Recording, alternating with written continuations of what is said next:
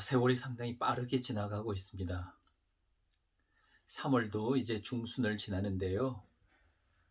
정말 봄 기운을 느낄 수 있지 않습니까?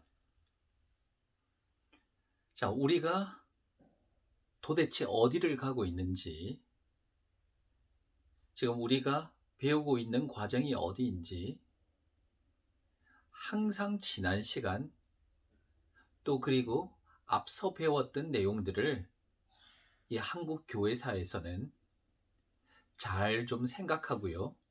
기억하고 따라와 줘야 하겠습니다. 왜냐하면 교회사 역사라는 과목 자체가 계속되는 시간의 흐름 속에서 이루어지고 있기 때문에, 물론 제가 여러분들에게 편년 형식으로 시간의 흐름에 따라서 강의를 해드립니다만, 때로는 주제별로 강의를 할 때가 있어요. 분류사나 또 이렇게 테마별로 나누어서 강의할 때가 있는데, 자, 오늘 이 시간부터는 큰 타이틀 한국 교회의 분열이라는 제목 하에서 교단 교회 분열이 어떻게 이루어지는가 하는 것을 살펴볼까 합니다. 해방 이후에 교회 재건 운동이 활발하게 이루어졌죠. 왜냐하면 장로교를 위시해서 감리교, 성결교, 침례교, 성결교나 침례교 같은 경우에는 아예 폐합되어 버렸고요. 교단 문을 닫게 되었고, 그리고 감리교도 신사참배 문제에 있어서는 일찍 인정한 바가 있고, 최종적으로 장로교까지 그걸 국가 애국적 행위라 그래서 인정을 하고 들어갔지 않습니까? 그리고 교단 자체를 일본 기독교, 조선 교단 다 예속시켜버렸다는 얘기도 말씀드렸습니다. 그러니까 해방되고 난 뒤에 전부 복구를 시켜야죠. 교단을 다시 복구시키는 겁니다. 통폐합 이전의 단계로. 자, 그와 같은 과정에서 여러 가지 문제가 발생되기 시작하는 것이죠. 교단 분열의 조짐이 쌓입니다. 왜냐하면 이해관계를 달리하고 있었기 때문에. 분열의 그 단계에서 크게 세 부류 정도로, 장로교단의 분열에서 세 부류 정도의 어떤 그룹을 생각해 볼 수 있습니다. 첫째는 소위 추록성도 그룹. 이들은 신사참배를 끝까지 반대했던 사람들이죠. 당연히 일제잔재도 청산하자라고 목소리를 높였던 분들입니다. 두 번째는 적극적인 친일 행위를 전개했던 분들, 김길창 목사님, 1938년 27회 장로교 총회에서 국가행위로 공식 가결할 때 부총회장이었던 분이죠. 근데 이 김길창 목사는 지도자들을 따르는 지도자들을 이끌고 신사참배뿐만 아니라요, 일본 시찰, 심지어는 미소기 바라이, 일본식 신도 침례까지 아주 적극적으로 받았던 사람입니다.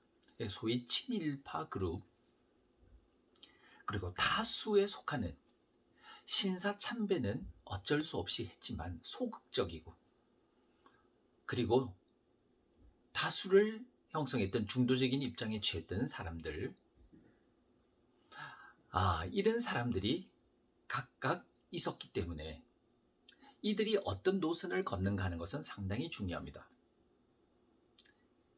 그러자 이제는 교단이 분열될 때 첫 번째 요인이 그래서 나타나게 되는 거예요. 첫 번째 분열 요인은 역시 신사참배 문제였습니다.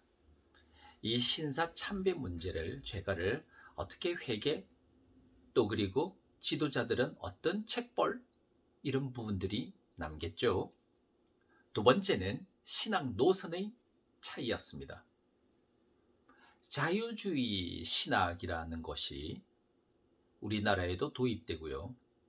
일찍이 캐나다 선교부를 통해서 이와 같은 의식이 상당히 파급되기 시작했는데, 우리가 흔히 자유주의 신학이라고 하면 김재준, 채필근, 송창근 목사님과 같은 분들을 흔히 얘기를 하지만, 엄밀히 말한다면 이런 분들은, 대표적으로 김재준 목사 같은 경우도 자유주의라기보다는 신정통주의라고 보는 게 맞습니다. 그래서 어떤 분들은 온건한 자유주의 뭐 이런 이야기도 하는데, 온건한 자유주의 이런 말들은 편의적으로 붙인 말이겠죠. 아무튼 이와 같은 요인들, 신사참배의 과오 문제, 회계 문제, 신학적 경향의 문제, 또 하나 세 번째는 뭐냐면은 해외 선교, 해외 교회와 선교부와의 관계, 이런 부분으로 분열을 했습니다. WCC라고 하는 이 부분이 등장하게 됩니다. 그 과정에서. 그래서 최초로 분열한 것이 우리가 흔히 장로교의 큰 분열 가운데 첫 번째가 1952년 고신파의 분열, 두 번째가 1953년 예장과 기장의 분열, 예장과 예수교 장로회와 기독교 장로회, 세 번째는 1959년에 있었던 통합과 합동의 분열로 볼 수가 있는 것이죠. 두 번째 예장과 기장의 분열은 신앙 노선의 문제고요. 통합과 합동의 분열은 WCC 가입 문제가 큰 이슈가 되었습니다. 자, 지금 이 시간 우리가 살펴볼 것은 고신의 분열, 1952년 고신파, 흔히 말하는 고신교단의 분열을 말합니다. 이건 경남 노회 때부터 시작되죠. 사실은 이 경남 노회가 바로 한상동, 추록 성도였던 한상동, 주남선과 같은 목사님들이 속해 있었던, 그 이외에도 이주원, 최덕지 이와 같은 분들이 속해 있었던 노회가 경남 노회였기 때문에 이 문제는 크게 부각됩니다. 자, 여기서도 마찬가지로 한상동, 주남선, 최덕지, 이주원 이와 같이 추록하신 분들을 그룹이 있고요. 앞서 말씀드린 대로 김길창 목사 등 아주 적극적 친일에 가담했던 분들이 있고요. 소극적으로 신자 참배한 다수파가 있고, 이 경남 노회도 복잡한 이와 같은 세 판도가 형성되죠. 먼저 신사 참배를 끝까지 반대하고 추록했던 추록 성도들은 자수관을 제시합니다. 목사, 전도사, 장로들은 사직하고 자숙, 회개하며 약 2개월 동안, 그 기간이 끝나게 되면 재신임을 묻는 투표를 해서, 그리고 성도들로부터 신임을 받게 되면 직에 복귀한다라고 하는 이와 같은 자수관을 내놓았습니다. 어떻습니까? 네, 이게 통과될까요? 문제는 이 자숙 기간 동안에, 사직한 자숙 기간 동안에 많은 이북 출신 지도자들이 월남하고 있고, 또 그리고 많은 사람들이 가입되어 올 때였기 때문에 자기 자리가 어떻게 될지 모른다는 불안감이 있는 것이죠. 반대가 많습니다.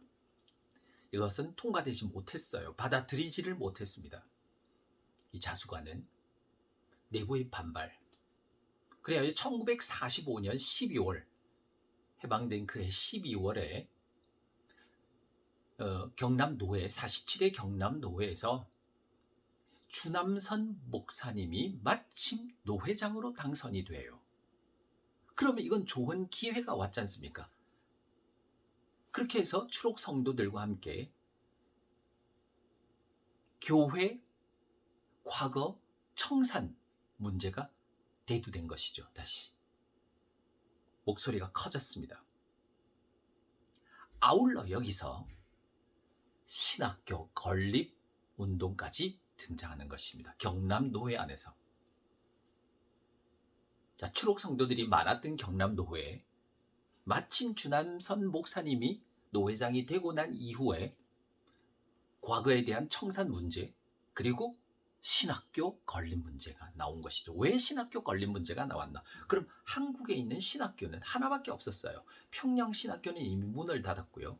1940년 이후에 조선신학교라는 것이 이 땅에 있었습니다. 그런데 이 조선신학교는 김재준 목사님을 중심으로 한 자유주의든 신정통주의든 어쨌든 신학적 경향이 조금은 다른 정통 보수적 경향, 더 나아가서는 근본적인 신학 경향이 아닌 인간의 이성 경험에 의한 사고 판단이 가능하다라는 이와 같은 신학 경향으로 조선 신학교가 있었기 때문에 정통 보수적인 신학교가 있어야 한다라고 생각했던 것이죠.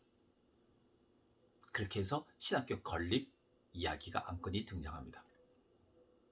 그리하여 실제로 1946년도에 가서 9월 달에 박윤선 목사님을 교장으로 하는 고려 신학교가 등장합니다.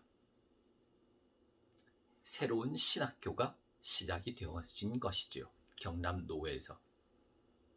그리고 이어서 추방되었던, 분위기가 좋아졌으니까 추방되었던 선교사들도 복귀합니다. 해밀턴, 그리고 치솜, 그리고 헌트. 이 헌트 선교사님이 바로 한부선 선교사님인데요. 바로 그 27회 총회 때 불법이요, 불법이요 하고 외치면서 일본 형사에게 끌려나가신 분이죠. 이들은 소위 미국에서 메이친파라고 하는 아주 보수적인 신학자의 영향을 받았던 분들입니다. 메이체는 프린스턴이 자유주의 신학으로 물든다라고 해서 다시 떨어져 나와 미국 정통 장로 교단 교회를 세우신 분이고, 그리고 선교사들을 파견했으니까 철저하게 보수 신학을 유지하려는 분이죠. 바로 그 제자들입니다. 대표적으로 헌트, 한부선 선교사. 근데 이 한부선 선교사님이 바로 지금 만들어진 고려신학교에 박윤선 목사님과 한상동 목사님과 함께 참여하게 되는 것이에요. 여기까지는 좋은데 문제는 다음 1946년 12월 그해 48회 정기노회 때, 경남노회 정기노회 때 이 김길창 목사님이 다시 중도 다수파의 지지를 얻어서 노회장이 되었어요. 그러니 어떡하겠습니까? 한번 생각해 보세요, 여러분들. 추록 성도 중심으로 주남선 한상동 목사님을 중심으로 만들어졌던 고려 신학교에 대한 인준 문제가 김길창 목사님이 다시 노회장이 되면서 취소를 시켰습니다. 이건 아무튼 교회 안에서도 생각과 세력과 교권이라고 하는 문제가 개입되어 있기 때문에 서로 다른 생각들을 이렇게 표출해내는 겁니다. 그러자 한상동 목사님이 대표적인 지도자잖아요. 보수 신학과 그리고 고려 신학교를 세웠던 탈퇴를 선언합니다. 탈퇴를 선언하니 많은 교회와 지도자들이, 목사님들이 따라서 탈퇴를 선언하겠죠. 그러니 장로교 총회 안에 경남노회가 심각한 문제 위기에 빠지게 됐습니다.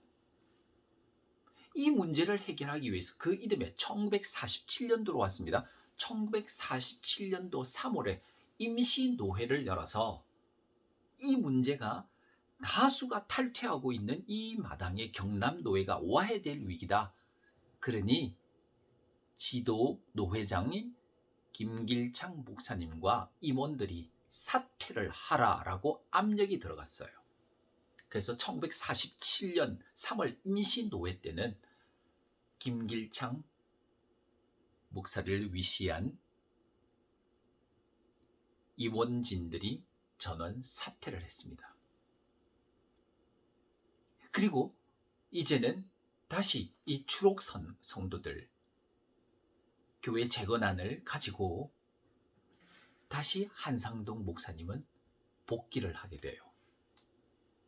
나가고 들어오고 이런 일들이 지금 계속 반복됩니다. 더 나아가서 3월 임시노회 때 이런 일이 벌어졌다고 그랬죠. 더 나아가서 그해 10월 달에는